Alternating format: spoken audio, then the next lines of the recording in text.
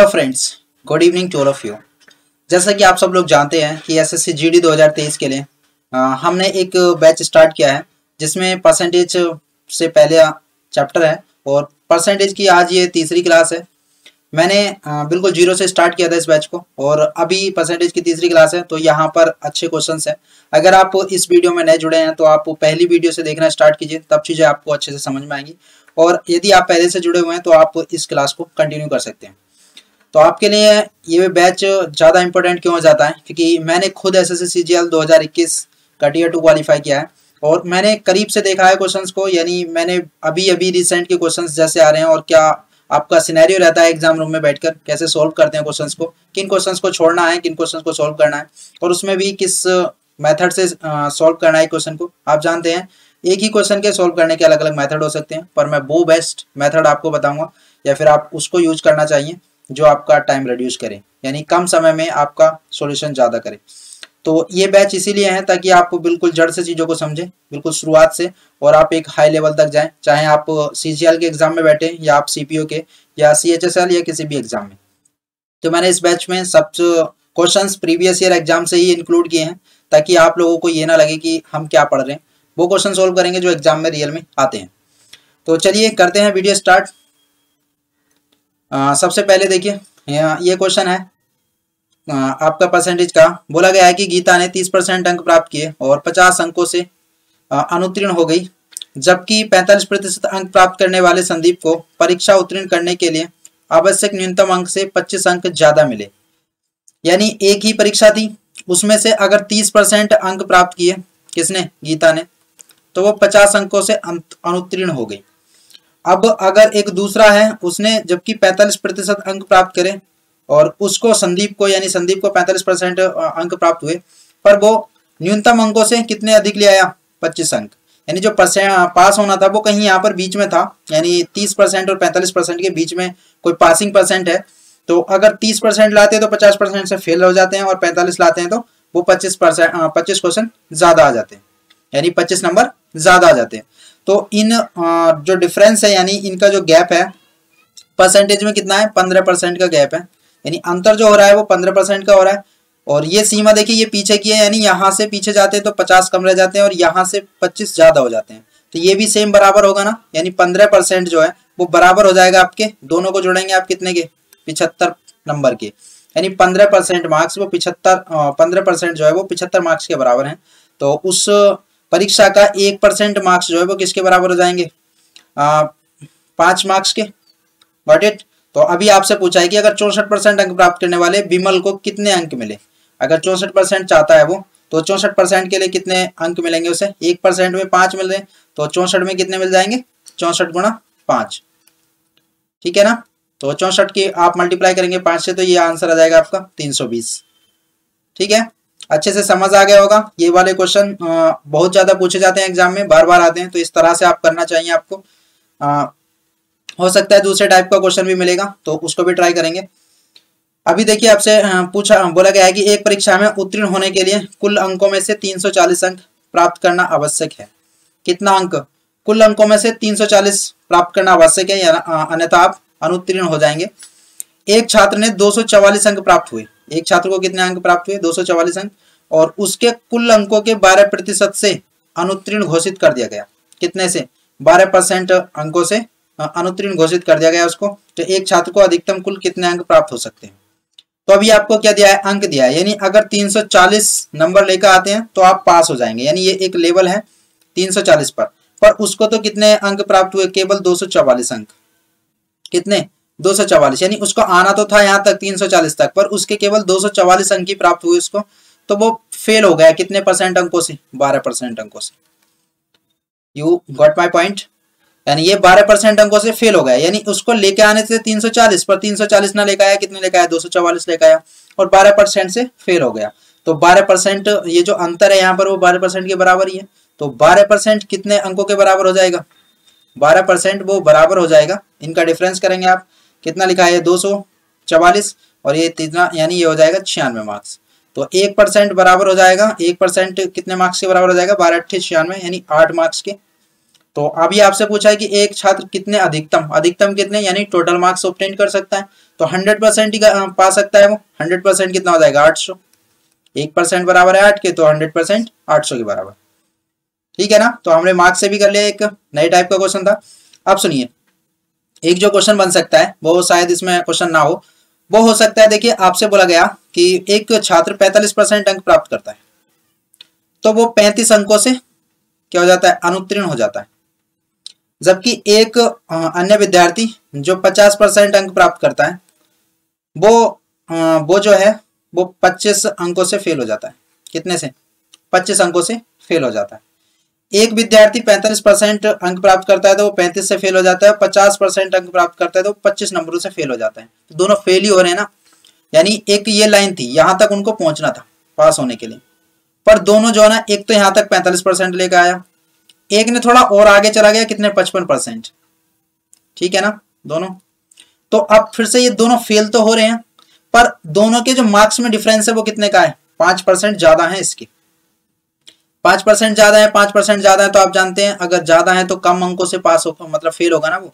तो कितने कम अंकों से फेल हो रहा है वो, 10 यानी 5%, वो बराबर कितने के हैं, 10 अंकों के। तो इस तरह का क्वेश्चन भी बन सकता है, यानी दोनों बार वो फेल भी हो सकता है, और फेल होगा तो आप क्या करेंगे, डिफरेंस करेंगे, ना कि ऐड करेंगे। अगर कोई एक बार फेल होता है और देन पास से भी ज्यादा मार्क्स ले आता है, तो उन दोनों को ऐड करेंगे और उन परसेंटेज का डिफरेंस और उन मार्क्स को आप क्या कर लेंगे, जोड़ लेंगे। जबकि यहाँ पर अगर आपसे बोला गया दोनों ही फेल हो गए हैं, तो आप जानते दोनों ही पीछे रह गए, तो दोनों का क्या आएगा, अंकों का तो डिफरेंस आएगा, क्योंकि जो कितने अंक ज्यादा लेकर आए, 5% अगर ज्यादा मार्क्स ला रहा है तो वो 10 अंकों से कम फेल हो रहा है, या फिर कहा जाए तो उससे 10 अंक ज्यादा ला रहा है, तो 5% बराबर कितने के, 10 अंकों के। ऐसा ही हो सकता है कि वो हर दोनों बार जो है उत्तीर्ण अंक से ज्यादा लेकर आए, फिर भी ज्यादा लेकर आए, फिर भी आपसे कोई ना कोई डिफरेंस दिया होगा, तो परसेंटेज के बराबर आप उन अंकों को रख लेंगे और राइट आंसर तक आप पहुंच जाएंगे। ठीक है, मैंने वो भी बता दिया, शायद इसमें हो सकता है क्वेश्चन हो या नहीं भी हो। चलिए एक नया क्वेश्चन है, एक व्यक्ति अपनी आय का 75% व्यय करता है। कितना व्यय करता है, 75%। यानी अगर उसका मान लीजिए 100% उसका टोटल क्या था, आय है उसकी, तो उसमें से 75% को वो व्यय कर देता है। अभी बोला गया है कि यदि उसकी आय में 28% की वृद्धि होती है, यानी आय जो है ये जो आपका क्या हो गया, एक्सपेंडिचर है, और आपकी सेविंग भी कुछ होगी, और ये आपकी इनकम है। ठीक है ना, तो इनकम बराबर क्या होता है, एक्सपेंडिचर प्लस सेविंग, दोनों का सम करेंगे आप, तो ये बराबर आएंगे। तो कितने परसेंट वो सेविंग कर रहा होगा, पहले 25% सेविंग कर रहा होगा, या सिंपल माने तो हम उसकी आय को 100 मान लेते हैं। 100 मानने से हमारे क्वेश्चन बहुत ही आसानी से हो जाते हैं। तो 100 अगर आप मानेंगे तो देखिए 100 का 75% निकालेंगे तो एक्सपेंडिचर कितना हो जाएगा, 75 हो जाएगा, और सेविंग कितनी हो जाएगी, 25 हो जाएगी। या फिर परसेंटेज में भी रहने दे सकते हैं आप, तुम्हारी इच्छा है, पर मैं तो परसेंटेज से सोल्व करता हूँ, आप परसेंटेज में ही रहने दीजिए, सही रहेगा। 100% हो गया। अभी बोला है कि 28% वृद्धि हो गई, 28% वृद्धि हो गई, यानी पहले 100 था, 100 का आप 28% निकालेंगे तो 128 हो जाएगा। तो अब कितनी हो गई है उसकी इनकम, 128%, या सिंपल बोला जाए तो 28% बढ़ गई है। सही है ना, इसको 128% लिख लिया। अभी आपसे बोला यदि उसके व्यय में 20% की वृद्धि हो जाती है, व्यय कितना है उसका, एक्सपेंडिचर कितना है, 75%, तो इसका भी 20% बढ़ जाता है। 75 व्यय जो है वो 75% जो दे रखा है आपका पहले, वो 20% और बढ़ जाता है। तो 20% बढ़ेगा तो कितना बढ़ेगा, देखिए 20 पंजे 100, 1/5, यानी 5 पर 1 बढ़ेगा, यही बात है ना। तो पहले कितना था, 75 था, 75 का आप 20% निकालेंगे तो 1/5 निकालेंगे, तो 5 1 5, 5 पंजे 25, यानी 15 और बढ़ जाएगा। तो ये अब कितना हो जाएगा, ये हो जाएगा 90। ठीक है, 15 और बढ़ा है तो अब कितना हो गया, 90। तो आपसे पूछा उसकी बचत में कितने प्रतिशत की वृद्धि या कमी होगी। अभी बताइए 180% उसकी क्या हो गई, अब इनकम हो गई है या 180 हो गई है, और उसकी जो वो है एक्सपेंडिचर वो 90 हो गया। ये परसेंटेज को आप हटा ही दीजिए, अच्छे से समझने के लिए आप 100 मान लीजिए। अभी कुछ चीजें आपको समझ नहीं आएंगी, पर आप जैसे ही थोड़ा सा बाद में क्वेश्चन को प्रैक्टिस करेंगे तो अच्छे से समझ आ जाएगा। अभी मान लीजिए 100 उसकी इनकम थी, 75 उसका एक्सपेंडिचर था, और 25 उसकी सेविंग थी। तो 28% बढ़ गई तो 128 हो गई उसकी इनकम, और 90 हो चुकी है अब उसकी क्या, हाँ एक्सपेंडिचर। तो उसकी सेविंग क्या रह जाएगी, 38। ठीक है ना। अब जो सेविंग हो गई है वो ये हो गई है 38 हो गई है। तो कितने परसेंट की वृद्धि हो गई है? देखिए वृद्धि हुई है ना, कमी तो नहीं हुई। वृद्धि कितने की हो गई है? 8 5 13, 13 की वृद्धि हो गई है कितने पर? पहले थी 25, तो गुणा में 100 करें आप। 25 चौका 100, 13 चौका 52, तो 52% का क्या हो गया? इंक्रीज हो गई है या वृद्धि हो गई। ठीक है ना, इस क्वेश्चन को इस तरह से करना चाहिए। अब देखिए मैं बता दूं आपको और छोटा सा तरीका, यानी आप ये जोड़ जोड़ के ना लिखेंगे, सिंपल कैसे लिखेंगे। देखिए ये तो हो गया एक प्रैक्टिकल मेथड, यानी 100 माना मैंने उसको, बाकी चीजें कर ली। पर आप जो करेंगे देखिए इस तरह से, देखिए आपसे बोला गया कि 75% व्यय करता है, तो 100 आपने मान लिया अपने माइंड में कि व्यय उसकी आय है, 75 पे व्यय करेगा, 25 वो बचाएगा। पर आपसे बोला है कि 28% आय बढ़ गई, यानी 28 बढ़ गई। ठीक है, 100 पर 28 बढ़ गई। 75 बढ़ी है, 20 का क्या बढ़ा उसका व्यय, 75 निकाल 20% निकालेंगे आप 75 का, तो ये आपका आ जाएगा कितना? 15। देखिए आय बढ़ी थी 28, उसका व्यय बढ़ गया 15, तो अभी बचत भी बढ़ेगी ना, बचत भी बढ़ेगी क्योंकि आय ज्यादा 28 बढ़ी है, 28 बढ़ी है, और जो आपका व्यय जो केवल 15 ही बढ़ा है, तो कितना और बढ़ेगी? 13 और बढ़ेगी। 13 और बढ़ेगी जब भी तो बराबर होगा ना, यानी अगर 28 रुपये आपके पास अधिक आ गए हैं, उसमें से आपने 15 रुपये अधिक खर्च कर दिए हैं, तो अब आपकी बचत भी तो 13 रुपये ज्यादा हो जाएगी ना, तो 13 रुपये बचत क्या हो जाएगी? वृद्धि हो जाएगी बचत में। कितने पर? 25 पर गुणा 100। तो इतना कीजिए आप, ना कि सारा कुछ करने की जरूरत है। आंसर आ जाएगा आपका फिर से 52% इंक्रीज। सही है ना, अब आपको अच्छे से और समझ आ गया होगा। क्वेश्चन आपका, एक व्यक्ति की आय और व्यय का अनुपात इतना है, यदि उनकी आय 25% की वृद्धि होती है और उनके व्यय में 28% की वृद्धि होती है, तो उनकी बचत में कितने प्रतिशत की वृद्धि होगी ये बताना है। तो आपको जो आय दे रखी है वो दे रखी है 8, और आपका जो व्यय है वो 5 यूनिट है। मैं 8 और 5 यूनिट पर ही बात करूंगा, तो 3 क्या हो जाएगा? उनकी बचत हो जाएगी। 8 उनकी आय है, 5 उनका व्यय है, और 3 उनकी बचत हो गई। बोला कि 25% की वृद्धि होती है आय में, तो 8 का आप 25% निकालेंगे तो कितना हो जाएगा? 2। सही है ना, यानी 2 की वृद्धि होगी आय में। अब बोला है कि उसके व्यय में 28% की वृद्धि होती है, तो व्यय कितना है? 5, 5 का 28% निकालो, कितना आएगा? आप इसमें करेंगे तो ये हो जाएगा 5 चौक 5 से 28 में मल्टीप्लाई कीजिए आप, ये हो जाएगा 28 पंजे 140, तो ये आपका 1.4 हो जाएगा, यानी कितने की वृद्धि हो गई? 1.4 की वृद्धि हो गई।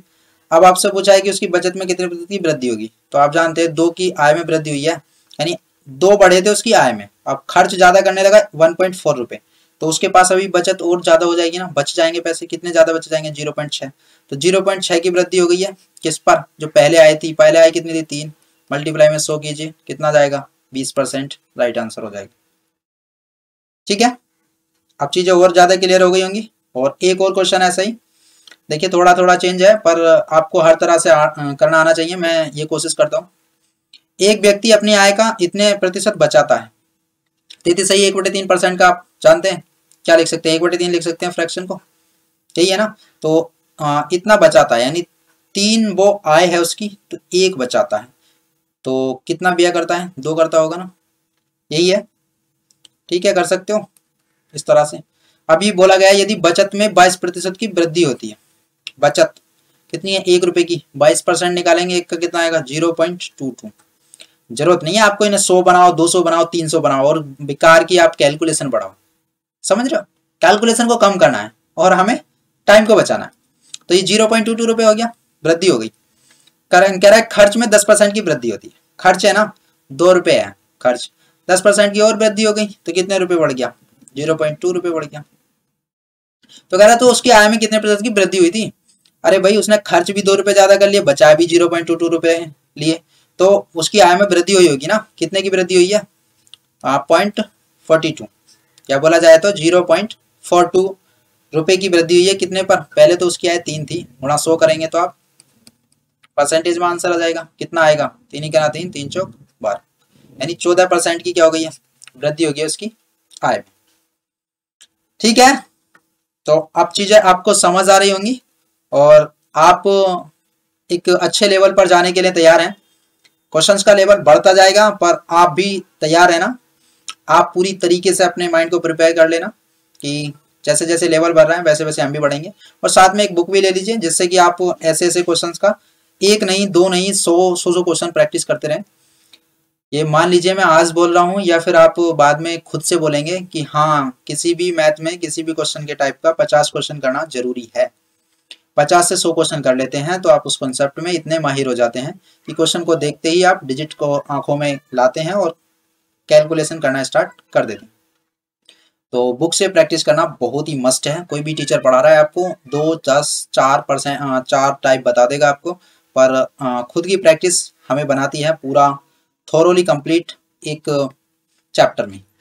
तो आप प्रैक्टिस भी करते रहिए साथ साथ में। मैं आपसे वादा करता हूँ कि आप जब तक प्रैक्टिस कंप्लीट करेंगे और एग्जाम होगा तब तक आप एक फुल मार्क्स स्कोर करने वाले स्टूडेंट बन जाएंगे। तो क्वेश्चन है आपका, एक व्यक्ति का मासिक व्यय जो है उसकी मासिक बचत से 40% अधिक है।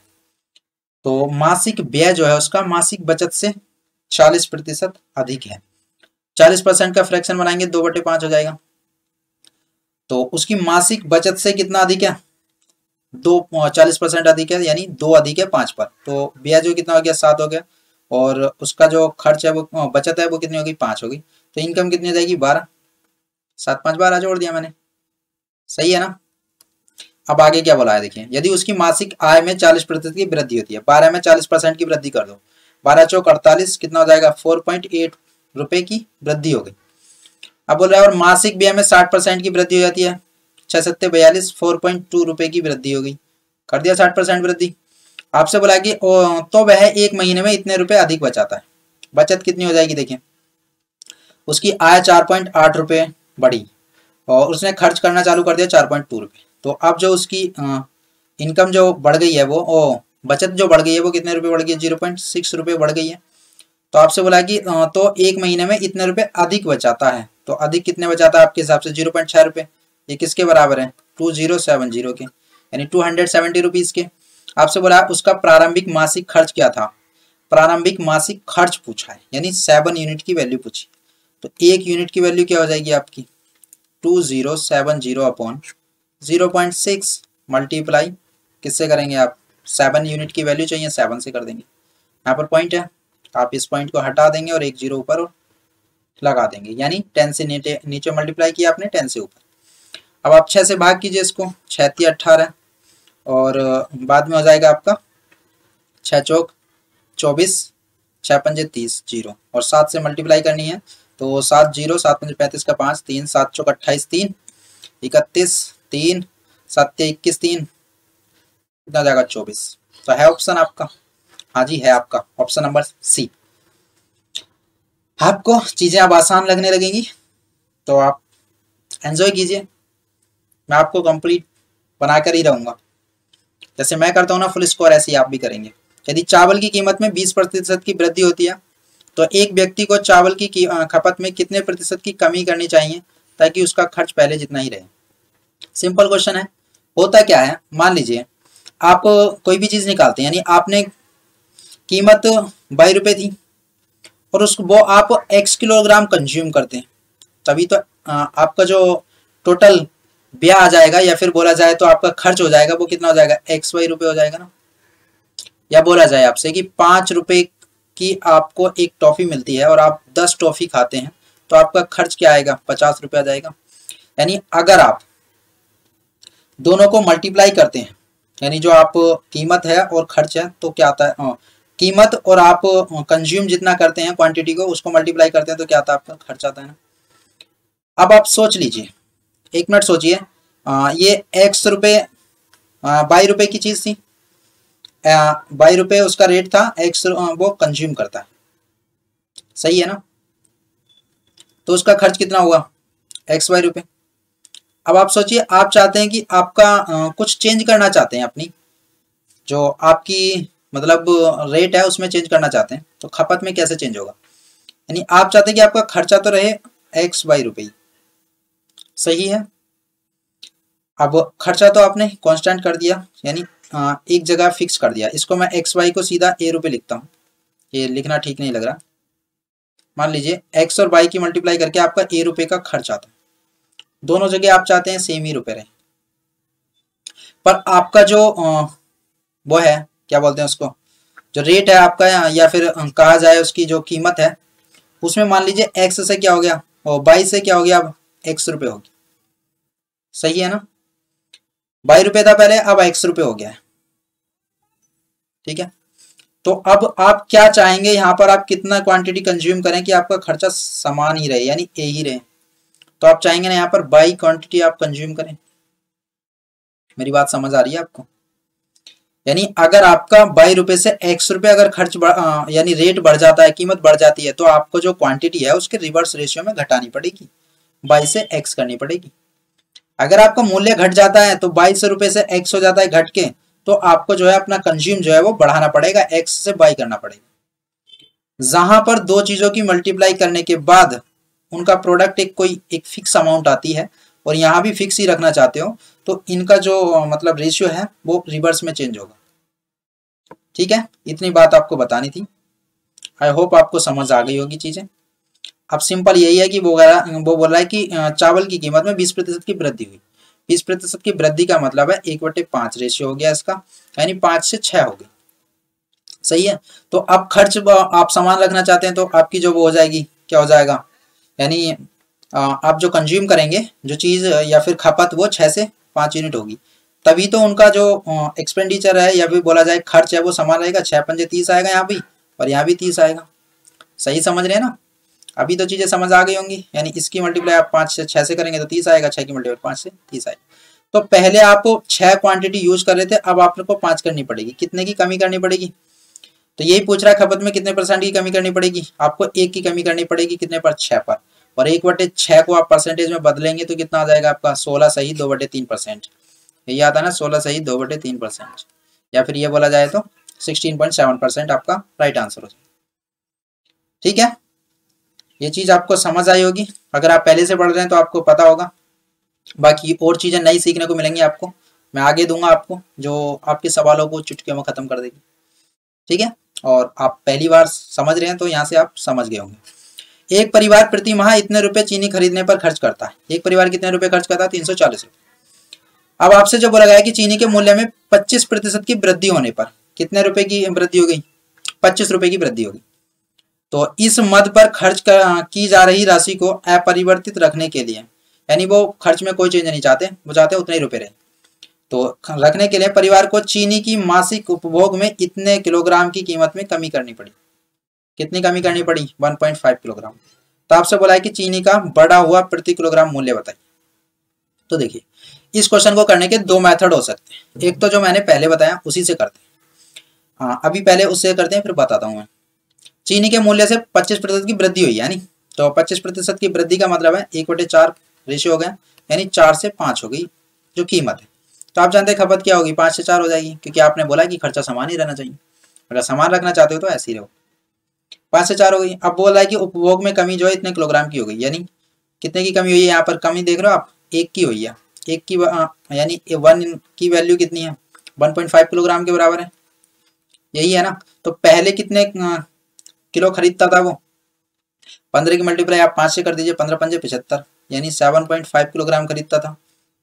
अब कितने रुपए आप कितने किलोग्राम खरीदता है? 1 यूनिट की वैल्यू इतनी है, तो 4 यूनिट की कितनी हो जाएगी? 15 चौका 60, यानी 6 किलोग्राम। अब सिर्फ 6 किलोग्राम खरीदता है, पहले 7.5 किलोग्राम खरीदता था। तो 6 किलोग्राम। आपसे पूछा कि चीनी का बढ़ा हुआ प्रति किलोग्राम मूल्य बताना है। बढ़ा हुआ बताना ना, ये बाद वाला, ये मूल्य बताना है आपको, ये वाला 5 वाला। तो आप जानते हैं आप कितनी खरीद रहे हैं? आप 6 किलोग्राम खरीद पा रहे हैं, कितने किलो में और कितने रुपए में? 240 रुपए में। 240 रुपए देते हैं, आप चीनी खरीद लेते हैं 6 किलो, तो रेट क्या हो जाएगा आपका? 6 चौक 24, 40 रुपए प्रति किलोग्राम। अगर आपसे पहला वाला पूछता तो कितने किलोग्राम खरीद रहे थे आप? 240 रुपए दे रहे थे और 7.5 किलोग्राम खरीद रहे थे। अब भाग करोगे तो क्या आ जाएगा? उसका रेट आ जाएगा। सही है, पुराना पूछता तो ऐसे, नया पूछता तो ऐसे आप निकाल लेंगे। चलिए अब दूसरा मेथड समझते हैं, दूसरा क्या बोलता है। आगे भी मिलेगा वो क्वेश्चन, समझेंगे धीरे से, आराम से, जल्दी नहीं कुछ भी। मान लीजिए आप कोई चीज खरीद रहे हैं, 100 रुपए आप खर्च कर रहे थे। कितने रुपए? 100 रुपए खर्च करना चाहते हैं, और उसमें आप 4 किलोग्राम कोई चीज खरीद लेते हैं। ठीक है, 4 किलोग्राम आप खरीद रहे हैं, 100 रुपए आप खर्च करते हैं, तो 1 किलो का जो रेट हो गया है वो 25 रुपए हो गया। सही है, 25 रुपए प्रति किलोग्राम की कोई चीज खरीद रहे हैं। अब मान लीजिए इसमें 20% की रेट में कमी आ गई। कमी आ गई ना, कमी आ गई रेट में, तो आप 1 किलोग्राम पर कितने रुपए बचा लेंगे? रेट 25 रुपये का है, 20% कम हो गया अब, तो 20% कम हो गया तो 5 रुपये आप बचा लेंगे। कितने रुपए खर्च करेंगे अब? सिर्फ 20 रुपये खर्च करेंगे 1 किलोग्राम चीनी खरीदने। तो आपके प्रत्येक किलो पे कितने रुपए बच जाएंगे? 5 रुपये, या बोला जाए तो 15% रुपए बच जाएंगे 1 किलो पे। तो 1 किलो पर 15% बचेंगे तो आप सोचिए 4 किलो पर भी कितने रुपए बचेंगे? 15% ही बचेंगे ना 4 किलो का। तो 4 किलो में कितने रुपए? सोचिए 1 किलो पर 25 रुपए, 25 का आप 15% बचा रहे, तो 4 किलो पर कितने बचाओगे? 4 गुना ही तो करोगे, यानी यहाँ पर 100 का ही 15% ही रुपए तो बच जाएंगे। तो आप जो 100 रुपए खर्च कर रहे थे उसमें से अब आपके 15 रुपए बच जाएंगे। कितने रुपए बच जाएंगे? 15 रुपए। अब आपसे बोला जाता है कि आपने जो 15 रुपए बचाए हैं आप इनकी वजह से 1 किलोग्राम चीनी अब ज्यादा खरीद लेते हो। कितने किलोग्राम? 1 किलोग्राम चीनी अब ज्यादा खरीद लेते हो। तो 15 रुपए आपने बचाए, इन रुपए से आप 1 किलोग्राम चीनी खरीद रहे हो ज्यादा। तो अब वाला रेट क्या हो गया? 15 रुपए में 1 किलोग्राम खरीदे हो तो 15 रुपए किलोग्राम अब नया रेट हो गया ना। ये पहले कितना था? 25 रुपए का रेट, अब नया रेट ये आ गया।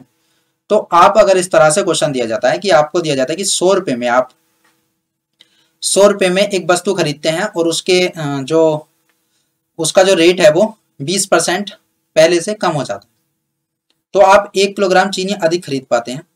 तो नया आपको रेट निकालना है, यानी आपको बताना है कि नया वाला रेट क्या होगा। तो आप सीधा करेंगे कि 100 रुपए का आप 20% बचाएंगे। आप कितना बच जाएगा? 100 रुपए का 20%, यहाँ से 15% बचाया था, कितना? 25% बताने की बात करी थी ना, तो यहाँ से आप 25% की बात करिए कीजिए। यहाँ पर 15 कैसे लिख दिया? 25%, यानी आप 25 रुपये प्रति 25% बचा लेंगे 100 में से। सही है ना? तो 25 रुपये बच जाएंगे आपके, और 25 रुपये से आप क्या खरीदेंगे? 1 किलो नई चीनी खरीदेंगे आप। तो अब जो रेट हो गया है वो 25 रुपये प्रति, सॉरी कुछ मिस्टेक हो गई, हमसे क्या हुआ है? 20% रेट कम हुआ है, यही तो बोला था मैंने, 20% रेट कम हुआ है, तो यहाँ पर 20% आएगा, यानी आप 100 का 20% बचाएंगे ना पैसे। अब यही मिस्टेक थी। तो अभी 100 रुपये का 20% बचाएंगे आप। 100 रुपये का 20% कितना आएगा? 20 रुपये। तो आप 20 रुपये में अब 1 किलोग्राम खरीद पा रहे हैं, तो अब जो रेट हो गया आपका 20 रुपये प्रति किलोग्राम हो गया।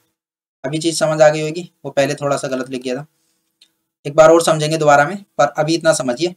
तो अभी आपसे बोला गया कि 20% रेट कम हो गया, तो आप 20 रुपये बचा रहे हो पूरे 100 रुपये पर, और उससे आप 1 किलोग्राम चीनी ज्यादा खरीद रहे हो। तो नया वाला रेट क्या हो गया है? सीधा अगर आप सोचिए यहाँ पर 1 किलोग्राम दिया है तो 20% यानी 20 रुपये किलो हो गया आपका, 20 रुपये प्रति किलोग्राम हो गया। अगर बोला होता कि 2 किलो अधिक खरीद रहे हो तो नया वाला रेट कितना हो जाता? 10 रुपये प्रति किलोग्राम हो जाता। सही है ना? 2 किलो खरीद रहे हो आप 20 रुपये बचाकर, तो 10 रुपये किलो हो गया ना। ठीक है, अब चलिए एक दूसरे तरीके से समझते हैं। आगे क्वेश्चन है उसमें और अच्छे से समझ में आएगा। अगर अभी कुछ समझ नहीं आ रहा तो आप बने रहिए, आगे देखते हैं।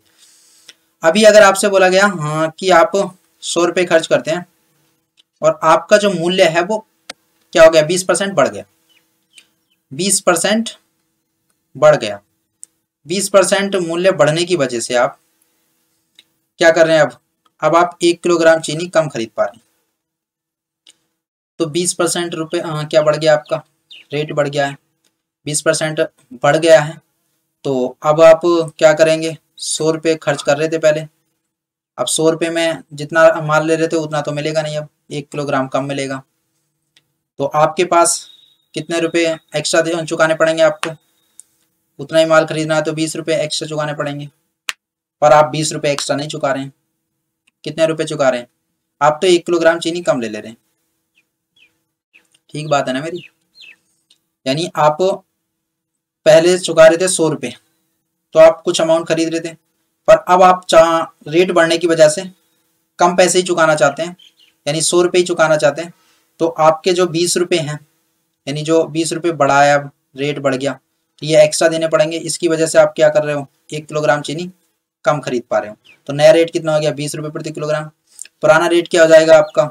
20 रुपये प्रति किलोग्राम जो ये बढ़ा हुआ रेट है, पुराना चाहते हो तो 20% बढ़ा है ना। 20% का मतलब होता है 1/5। तो ये कितने की वैल्यू है? 6 की है, तो 5 की वैल्यू निकाल लो, पुराना रेट आ जाएगा। कितना आ जाएगा? 100/6 रुपये। दोनों चीजें समझ आ गई होंगी। चलिए क्वेश्चन में अप्लाई करते हैं, काफी समय हो गया आपको भी, तो देखिए कैसे करेंगे। एक और क्वेश्चन है आपका सेम थोड़ा सा। देखिए वर्तमान में जिस चावल को जिस चावल को ₹29 प्रति किलोग्राम की दर से बेचा जा रहा है, पिछले महीने उसी चावल को ₹25 प्रति किलोग्राम था, यानी जो रुपये था वो ₹25 रेट था। तो इस परिवार को अपनी चावल की खपत में कितने प्रतिशत कम करना होगा ताकि व्यय पहले के समान रहे। तो आप जानते हैं कितने रुपए था, पिछले साल तो 29 था, पिछले साल तो 25 था, अब 29 हो गया है। तो खपत इसके रिवर्स रेशियो में 29 से आप 25 करनी पड़ेगी।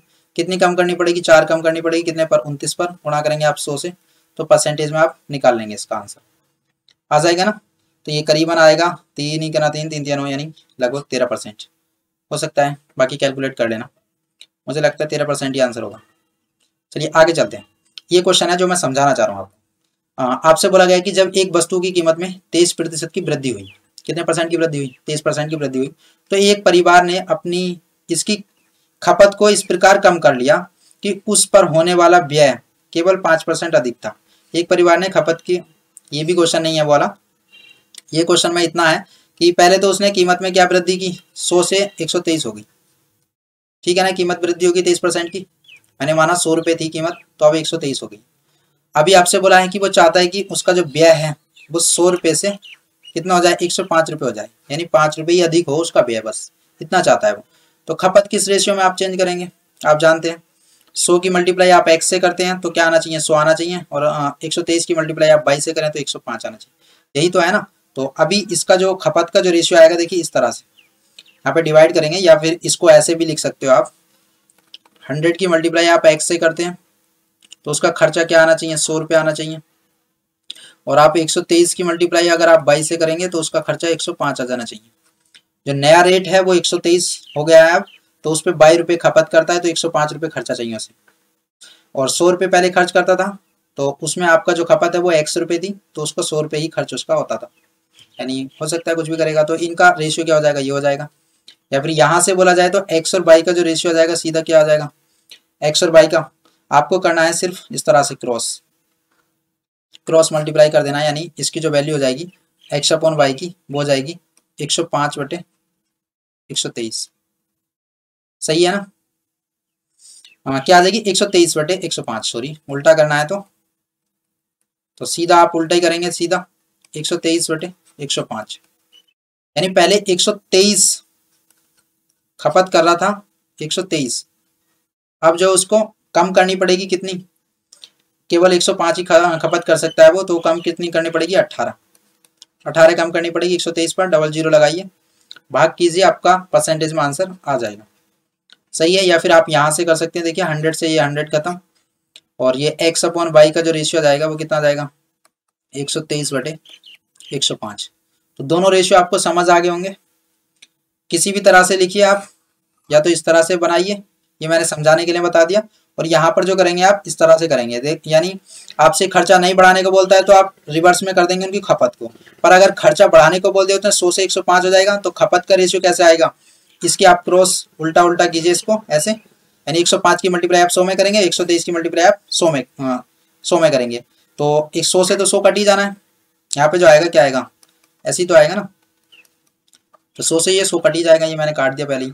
तो ये रेशियो जो आएगा x और y का, ये 123 रेशियो 105 आएगा, क्रॉस मल्टीप्लाई से आप x और y का रेशियो निकाल लेंगे, तो यहाँ से आप परसेंटेज में निकालेंगे इसका आंसर, तो क्या आ जाएगा 12 और 60 हो जाएगा, 12 पंजे 60, यानी आपका 15% से थोड़ा कम आएगा, ज़्यादा नहीं आएगा, क्योंकि मैंने 12 इसको केवल 120 माना है, तो 12 से डिवाइड कराएं, 15 से कम आएगा, पर थोड़ा कम आएगा, तो राइट आंसर हो जाएगा आपका ऑप्शन नंबर सी 14.6%। ठीक है, आप पूरा कैलकुलेट कर लीजिए, आंसर आ जाएगा। अब ये है क्वेश्चन जो मैं आपको समझाना चाह रहा था, एक वस्तु की कीमत में 20% की कमी हो जाती है, तो जिसके चलते ग्राहक इसका जो ₹360 में 2 किलोग्राम अधिक वस्तु खरीद सकता है, तो वस्तु का प्रारंभिक मूल्य आपको प्रति किलोग्राम में बताना है। आप रुपए करना चाहते हैं 360 रुपए खर्च, पर क्या हो गया, कीमत कम हो गई 20%, तो 1 किलो पर 20% यानी 20% रुपए आप बचा लेंगे। 1 किलो मान लीजिए कुछ अमाउंट था, तो उसका 20% आप बचाएंगे, वो पर आपको 360 रुपए पर, यानी 360 रुपए होगा टोटल खर्च आपका, तो इस पर भी तो 20% ही बचाएंगे आप, यानी हो सकता है इसमें 5 किलो खरीद रहे हो आप, तो 5 किलो पर 20% बचाएंगे आप, तो 5 किलो का आपका, और जो उसका रेट है उसको वो किसके बराबर है, 360 के, तो 360 में से आप 20% रुपए बचा लेते हो, 20% निकालोगे 36 दूनी 72 रुपये, 72 रुपये बचा रहे हो आप, 2 किलोग्राम चीनी अधिक खरीद रहे हो, आपको 72 रुपये में 2 किलोग्राम चीनी कोई दे रहा है, तो नया रेट कितना है 36 रुपये प्रति किलोग्राम।